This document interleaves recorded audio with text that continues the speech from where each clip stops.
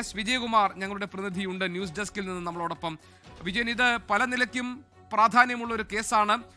ജനപ്രിയ താരമായിരുന്ന ദിലീപിന്റെ ചലച്ചിത്രത്തിലെ സിനിമാ മേഖലയിൽ അദ്ദേഹത്തിന്റെ ഭാവിയെ തന്നെ എങ്ങനെ ബാധിക്കുമെന്ന് ഈ കേസിലെ വിധി നിശ്ചയിക്കാൻ പോകുന്നു. അതോടൊപ്പം തന്നെ അതിജീവിതയ്ക്ക് നീതി ഉറപ്പാക്കും വിധത്തിലുള്ള വിധിയാണോ വരാൻ പോകുന്നത് എന്നതിലെ ആകാംക്ഷ കേരളത്തിന്റെ പൊതുമനസാക്ഷിക്കുണ്ട്.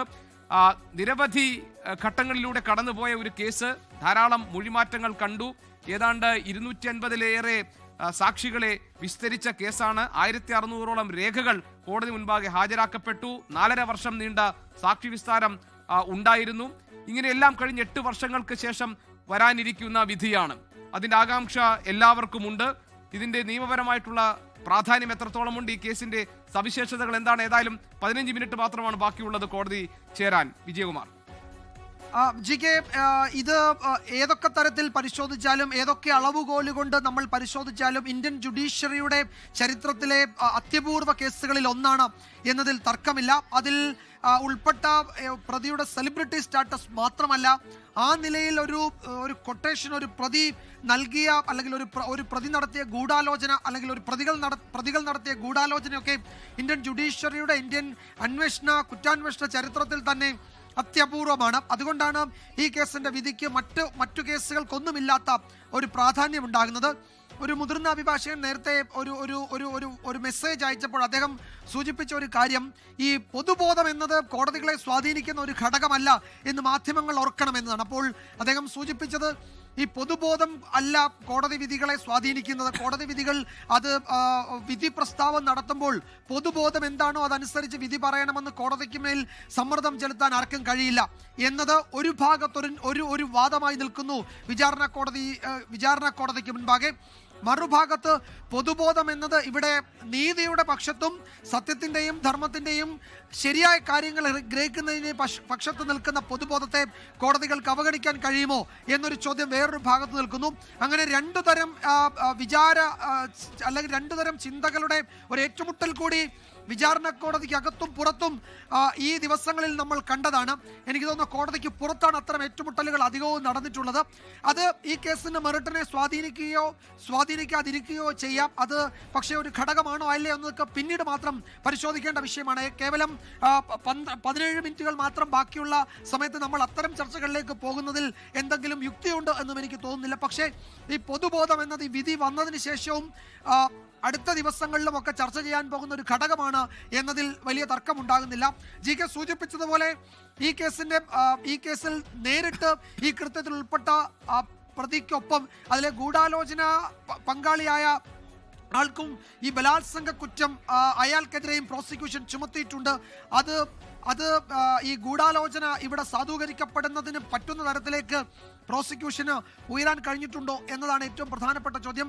നമ്മളുടെ പ്രാഥമിക അന്വേഷണത്തിലും അല്ലെങ്കിൽ ഒരു കോമൺ മാൻ്റെ ചിന്തയിലും അത്തരത്തിലുള്ള ഉന്നത നിലയിലേക്ക് പ്രോസിക്യൂഷൻ ഉയർന്നിട്ടുണ്ട് എന്ന് തന്നെയാണ് നമ്മൾക്ക് മുന്നിലുള്ള എല്ലാ തെളിവുകളും വ്യക്തമാക്കുന്നത്. പക്ഷേ അതൊരു ജുഡീഷ്യൽ സ്ക്രൂട്ടണിയിലൂടെ വിലയിരുത്തി തീരുമാനമെടുക്കേണ്ട ഒരു സംഗതി ആയതുകൊണ്ട് അതിൽ നമുക്ക് മറ്റു തരത്തിലുള്ള ഖണ്ഡിതമായ അഭിപ്രായം പറയാൻ കഴിയില്ല.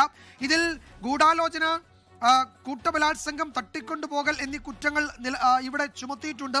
ഈ നേരിട്ട് ഈ കൃത്യത്തിൽ പങ്കെടുത്തയാൾക്കും ഗൂഢാലോചനയിൽ ഉൾപ്പെട്ടയാൾക്കും ഏതാണ്ട് ജീവപര്യന്തം തടവ് ശിക്ഷ കിട്ടാവുന്ന കുറ്റങ്ങൾ 1 മുതലുള്ള പ്രതികൾക്ക്, അതിൽ 3 പ്രതികളെ മാറ്റി നിർത്തിയാൽ മുഴുവൻ പേർക്കെതിരെയും 7 പേർക്കെതിരെയും ഇവിടെ പ്രോസിക്യൂഷൻ ചുമത്തിയിട്ടുണ്ട്. അതിൽ വിചാരണ കോടതി തീരുമാനമെടുക്കാൻ പോവുകയാണ്.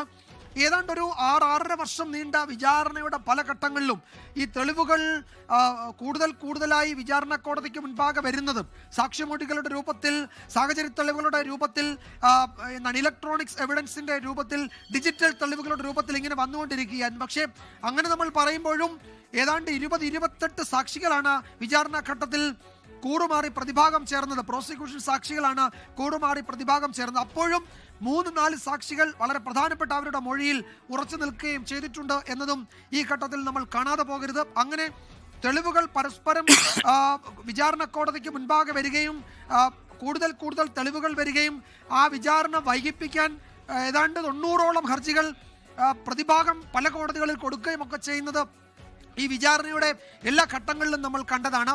അപ്പോൾ ഈ വിചാരണ തന്നെ ഒരുപക്ഷെ ഇന്ത്യൻ ജൂറിസ്പ്രുഡൻസ് പരിശോധിക്കുമ്പോൾ അതിൽ അത്യപൂർവമാണ്. വിചാരണ കോടതി ജഡ്ജിനെതിരെ പ്രോസിക്യൂഷന് പരാതി ഉണ്ടായിരുന്നു, അതിജീവിതയ്ക്ക് പരാതി ഉണ്ടായിരുന്നു.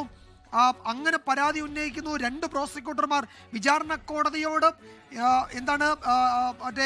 ഒരു തരത്തിൽ വിയോജിപ്പ് പ്രകടിപ്പിച്ച് ഈ പദവിയിൽ നിന്ന് മാറിപ്പോകുന്നു ഒക്കെ നമ്മൾ കണ്ടതാണ്. അങ്ങനെ ചരിത്രത്തിലില്ലാത്ത സമാനതകളില്ലാത്ത അത്യപൂർവമായ നാൾവഴികളിലൂടെയാണ് നടിയെ ആക്രമിച്ച കേസിന്റെ കോടതി മുറിക്കകത്തെ കാര്യങ്ങൾ നീണ്ടുപോയത്. ആ നിലയിൽ ഇന്ത്യയുടെ ജുഡീഷ്യറിയുടെ ചരിത്രത്തിൽ ഏതാണ്ട് ഒറ്റപ്പെട്ടു നിൽക്കുന്ന ഒരു കേസ് കൂടിയാണിത്. ഇപ്പോൾ കോടതി മുറിയിൽ ഇനിയിപ്പോൾ വിചാരണ കോടതി അതിൽ വിധി പറയാൻ പോകുന്നു. ഓരോ പ്രതിയുടെയും A1 മുതൽ A10 വരെയുള്ള പ്രതികളെ വിളിച്ച് അവർക്ക് മേൽ ചുമത്തിയിരിക്കുന്ന കുറ്റങ്ങളിൽ കോടതി തീരുമാനമെടുക്കാൻ പോകുന്നു. അത് കുറ്റക്കാരനാണോ അല്ലയോ എന്നത് കോടതിക്ക് ഇന്ന് പറയാം. ശിക്ഷാ പ്രഖ്യാപനത്തിനായി മറ്റൊരു ദിവസത്തേക്ക് മാറ്റിവെക്കാം. ശിക്ഷയിന്മേൽ വാദം നടത്താൻ ഇന്ന് ഉച്ചയ്ക്ക് ശേഷം വേണമെങ്കിൽ കോടതിക്ക് ഉചിതമായൊരു സമയം തീരുമാനിക്കാം. അങ്ങനെ വിചാരണ കോടതിക്ക് മുന്നിൽ 4-5 സാധ്യതകൾ ഈ വിധി പറയുന്ന ദിവസവുമുണ്ട്. ഇനി ആ നിലയിൽ വിചാരണ കോടതിക്കകത്ത് ഇനിയിപ്പോൾ കേവലം 10 മിനിറ്റ് മാത്രമാണ് ഇനി അതിന് നടപടിക്രമങ്ങൾ തുടങ്ങാൻ പോകുന്നത്. പ്രതികളൊക്കെ വിചാരണ കോടതിയിൽ എത്തിയിട്ടുണ്ട്. എന്താണ് പോലെ ഈ ഏറ്റവും സുപ്രധാനമായ നിർണായകമായ ഒരു വിധി പ്രസ്താവത്തിന് വേണ്ടി നമ്മൾ എല്ലാവരും കാത്തിരിക്കുകയാണ്. കേരളത്തിന്റെ പൊതുമനസാക്ഷി ഒന്നാകെ ഇന്ന് എന്തായിരിക്കും കോടതിയിൽ നിന്ന് വരാൻ പോകുന്ന വിധിക്ക് എന്ന് കാത്തിരിക്കുമ്പോൾ 2 പേർ, വളരെ പ്രധാനപ്പെട്ട 2 പേർ ഇന്ന് നമുക്കൊപ്പം ഇല്ല. ഈ കേസിന് ഏറ്റവും പ്രധാനപ്പെട്ട ഈ കേസിലെ വഴിത്തിരിവിലേക്ക് എത്തിച്ച PT തോമസ് MLA, അദ്ദേഹം ഇന്ന് നമ്മളോടൊപ്പം ഇല്ല. MLA ആയിരുന്ന PT തോമസ് ഇല്ല. അതോടൊപ്പം തന്നെ ഇത് വിചാരണാഘട്ടം കഴിഞ്ഞ് ഏറ്റവും പ്രധാനപ്പെട്ട തെളിവ്, ഒരുപക്ഷെ ദിലീപ് ഈ ഗൂഢാലോചനയിൽ ഭാഗമായിരുന്നു എന്നത് സംബന്ധിച്ചിട്ടുള്ള കാര്യങ്ങളിലൊക്കെ വളരെ പ്രധാനപ്പെട്ട വിവരങ്ങൾ കൈമാറിയ സംവിധായകൻ ബാലചന്ദ്രകുമാർ, ഇവർ 2 പേരുടെയും അസാന്നിധ്യം കൂടി ഉണ്ടാകുന്നുണ്ട് ഇന്ന് 8 വർഷങ്ങൾക്ക് ശേഷം കോടതിയിൽ നിന്ന് വിധി വരാനിരിക്കുമ്പോൾ. വിജയകുമാർ, ഇതിൽ ഈ 2 പേർ, അതായത് നമുക്കറിയാം ഇതിൽ ബാലചന്ദ്രകുമാറിന്റെ കാര്യം. ബാലചന്ദ്രകുമാർ യഥാർത്ഥത്തിൽ കോടതി മുറിക്കകത്തും പുറത്തും ഈ കേസിൽ പുതിയ വിവരങ്ങൾ കൊണ്ടുവരുന്നതിൽ അതിനിർണായകമായ പങ്ക് വഹിച്ചതാണ്. ഈ കേസിന്റെ സുപ്രധാന ട്വിസ്റ്റ് ഒരുപക്ഷെ ബാലചന്ദ്രകുമാറിന്റെ വെളിപ്പെടുത്തലിലൂടെയാണ് കോടതിയിലെത്തുന്നത്. ലോകത്തെവിടെയായാലും ഏത് സമയത്തും 24 വാർത്തകളും ഓഗ്മെന്റഡ് റിയാലിറ്റി പാക്കേജുകളും എക്സ്പ്ലെയിനറുകളും വിശദമായി കാണാൻ ഞങ്ങളുടെ YouTube ചാനൽ നിങ്ങൾക്ക് സബ്സ്ക്രൈബ് ചെയ്യാം.